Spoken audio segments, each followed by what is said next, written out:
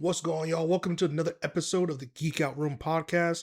Don't forget you can watch our episodes over on our YouTube channel, Sauceless Entertainment, or you can listen to our episodes and watch them over on Spotify or Apple Podcasts.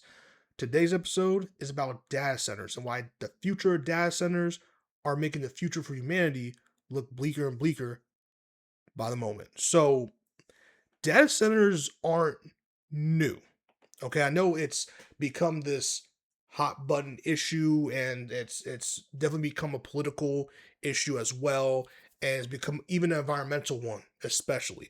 And we're going to get into all of that, but this is one of those episodes that I have bullet points for, and I'm going to have to read a couple of these because I really want to make sure I don't miss any of the jargon or any of the technical aspects of data centers because it's really important to understand and realize what they are and what they are for, like what the purpose for and why it's bad for the environment and for wherever you're living at. Because there's a pretty good chance you live next to a data center. So let's start with what are they? Data centers are a physical facility or specialized building that houses a large amount of computing infrastructure, including servers, storage systems, and network equipment. If you live in like Loudoun County, Virginia, or you live in Arizona, or you live in Texas or Colorado, you've probably seen plenty, and I mean plenty of data centers. In fact, Loudoun County, Virginia houses the most, and I mean the most concentration of data centers in the entire world. On planet Earth, there is nowhere that houses the most concentration of data centers like Virginia. So if you live in Loudoun County, Virginia, you've seen these data centers or you drove past them before. All right. And there are the backbone, okay, of modern internet, right? Of modern society, really, because it is the backbone for digital operations, storing and processing, and managing data for websites, apps, cloud computing, and AI systems. Okay. And let's break it down even further to the types of data centers you'll see or that are included in this because there's three primary types of data centers. There's enterprise data centers. Those are owned and operated by a single company for their own needs. So when you think of streaming services, Netflix, Amazon Prime, Hulu, or I guess that's Disney Plus as well, that could be one of those enterprise data centers where hey, Netflix is like to help the streaming and all this stuff, we need a data center specifically to help boost that and keep those going. That would be considered enterprise data center. Or you can do another type, the second type, cloud data centers, right? And that's owned by providers like Amazon or Microsoft, where data is stored and processed remotely for many clients. So people who need Microsoft Word or Microsoft or some of those softwares and stuff and such like that.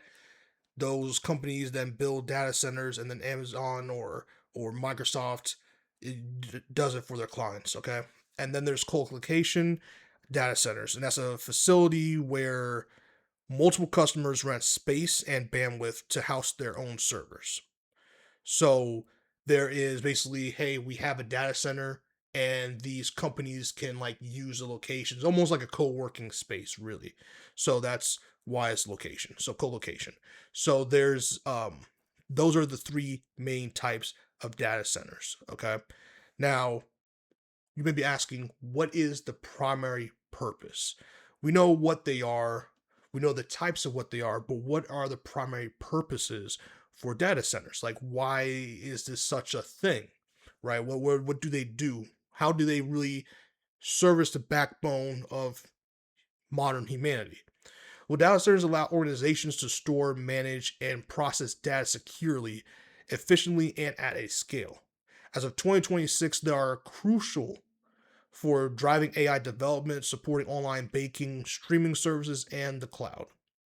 So again, all those AI softwares, Chat GPT, all those things you use that require AI, or even Google, how they have the AI, all that stuff, data centers are very crucial for that because unlike pre-AI days, AI requires, it eats up, it consumes so much energy, which is why you need these huge data centers. Because remember, data centers are not new. In fact, I think the earliest data center was World War II. I think it was in the 1940s when the first data center was made, because these computers, these giant computers you needed, required a whole room. So they had the rooms, they had all these giant computers and stacks, and that's how early data centers really date back. And they used to just be kind of these buildings again that looked like government facilities that had a lot of fencing, and the fencing was yards and yards away from the actual buildings that housed all these computers,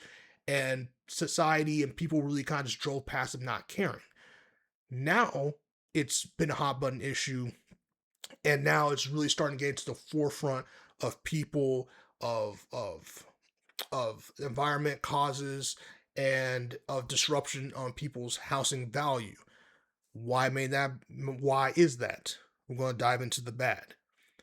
Why data centers are bad, and why people are starting to fight against them, and they're having rallies in their hometown for these things, and politicians are starting to campaign for or against data centers now, is because of this. The bad: energy use.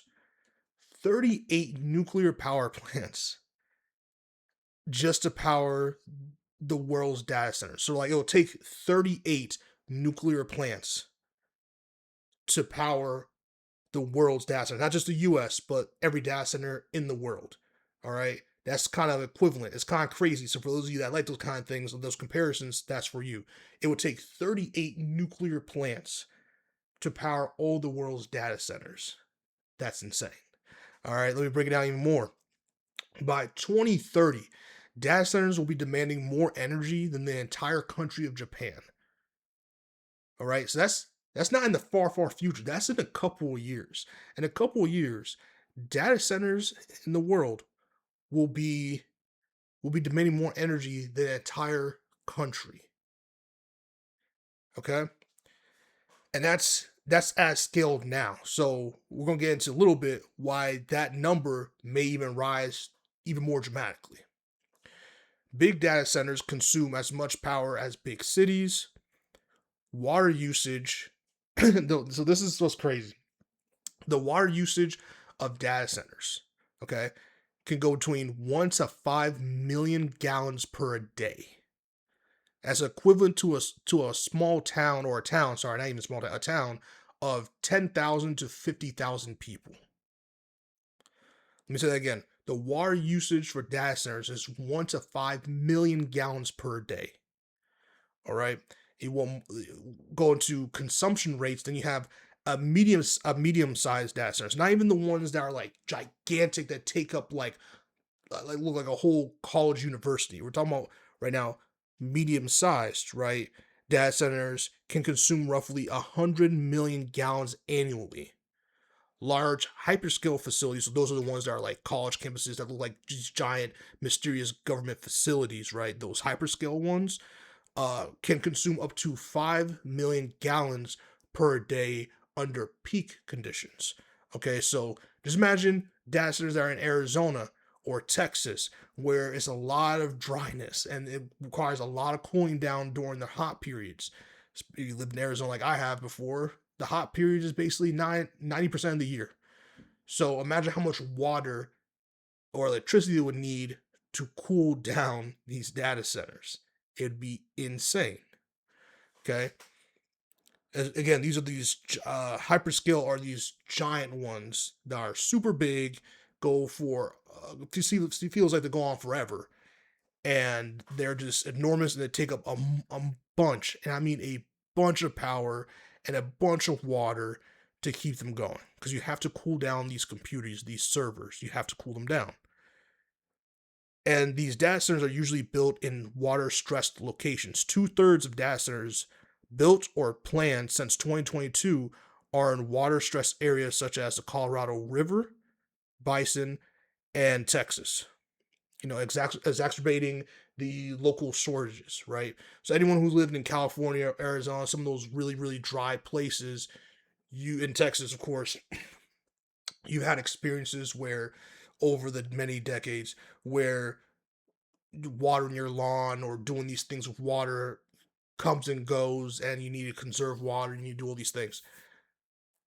Well, imagine that there's these giant facilities that you probably don't even know about or didn't know much about that are consuming so much water that they were doubling the water consumption or electricity consumption of 2 times your city. Imagine that. Okay. And one thing that came into the news is if you've seen Mario Supreme or you've seen Shark Tank, you know this dude, Kevin O'Leary. Okay. He just got approved. Now I think they're still fighting it, but I think the council of this of the town approved this guy. I think it was a board of 3 to 4 people approved Kevin O'Leary's 40,000 acre data center in Utah. Now, if you don't know what 40,000, how much 40,000 acres are, let me just put in perspective. If you've been to New York City in America, that is 2.5 times the size of Manhattan, of the borough of Manhattan, is 2.5 times the size of that. That's how big of a data center Kevin O'Leary is planning to put in Utah. Okay. Of course, the population are stressed. Of course, they don't want this here. Okay. They don't know what's going to do to their lakes, to their rivers, and what's going on. And data centers, again, they're not something new, and they are important to the backbone of society. They are not something that are inherently evil. They are necessary for modern technology as it was, as it is, and how it will be. Well, that doesn't mean that we have to sacrifice our water and electricity. If you're a Marylander, you live in Maryland, you'll be paying or expected to pay $1.5 billion more in electricity than anyone else in the nation. Okay. And that's because of all the data centers that are taking so much power from the grid. Now, data centers, because of their size and how much energy they needed, yes, they were taking electricity and doing all that stuff and water and doing all those stuff to cool things down, especially cooling now with water is way more popular than electricity because you can downsize these facilities. I say downsize, but downsize these facilities. But we don't know. There's no study on all that toxin, all that stuff that's going up in the air from these facilities. We don't know how that's affecting the populace right now. There's no studies that have been concretely done when it comes to that. So we don't know what those fumes are doing to anybody. We also have situations where, again, if you live near a data center, like a lot of people in Virginia in Loudoun County, you can feel the vibrations from these data centers. Okay, I know that over the years they've done a good job at lowering the noise to at least the legal level that they're allowed to be as noisy as they're allowed to be. But they are no data centers are really loud. They vibrate at really high frequencies, and they're just a pain. And I mean a pain to live near. They increase your electricity bill, they increase your water bill, they make resources that are becoming scarce already even more scarce, and they're putting too much stress on the power grid and on water pumps, and it's making life hell for many residents. Not only the residents that live directly near these things, but even people who live a couple hours away. That's how much power and water these things are consuming and taking up, especially because AI again is so intensive and needs so much energy and power that these computers, these servers need to be cooled down. I'm not saying data centers should just go away, but what I am saying is that if we're going to have to coexist with them for the sake of technology, and there's no other way, we need heavy, and I mean heavy oversight. There needs to be clear and concise language and policies put in place and accountability taken for when these things are broken. Because otherwise, data centers are going to pop up everywhere. They're going to make agriculture damn near impossible. They're going to take water that's already being shared by so many people and farms and make it even more scarce and put more stress. And the billionaires that make these centers, the companies that worth trillions that rely on these centers are going to be able to get away with it. The farmers and the agriculture and the people, the homes, the children, It's going to make it very hard for them to get electricity, for them to get water. And that's the concern for a lot of citizens in this country. It's a lot of concerns for people around the world, but especially in the United States. If we do not have oversight for these things, it's going to get ugly very quick, very fast. These data centers pop up and they don't provide the jobs they say they do, because they build these data centers and promise, oh, we'll generate 2,000 permanent jobs. Okay, well you don't, and there's nothing holding you accountable to that number. Okay, you a lot of people open, especially medium-sized scale data centers. A lot of people open these companies or corporations open these data centers, have the few, like a skeleton crew, compared to, again, the numbers they promise to run these facilities. And now you have these data centers that take up land, taking up energy and water, and employing the minimum amount of people. So we don't have specific language. We don't have penalties. Like, I mean, strict penalties. These data centers are going to be very disruptive to the ecosystem, and very disruptive to people's way of life, because convenience can only go so far before you start getting ridiculous with it. And data centers will get very, very ridiculous with it. So if you're like me and you live in places that have a lot of agriculture or a lot of blank land, be very careful and tap into your local politician, your local voting centers, because there's a good chance there are corporations trying to force a data center into your neighborhood, and they're holding votes right now over it. And if you're not in tune with that, you will lose land, your water bill will go up, your water will be contaminated, your electricity bill will skyrocket, and you will have no say in it. And it's very hard if you live in this country. It's incredibly hard to move in the United States of America. It's not an easy task. And if these companies just keep popping up data centers all over the place, it won't matter where you move, because your resources will be taken, and you, taxpaying American, will take the brunt of this, not the companies and not the politicians. Like, comment, subscribe, and share if you want more detailed videos on data centers. We will do it, because data centers should be fought against. Don't just lay there and take this one. This can get dangerous very quickly, very fast.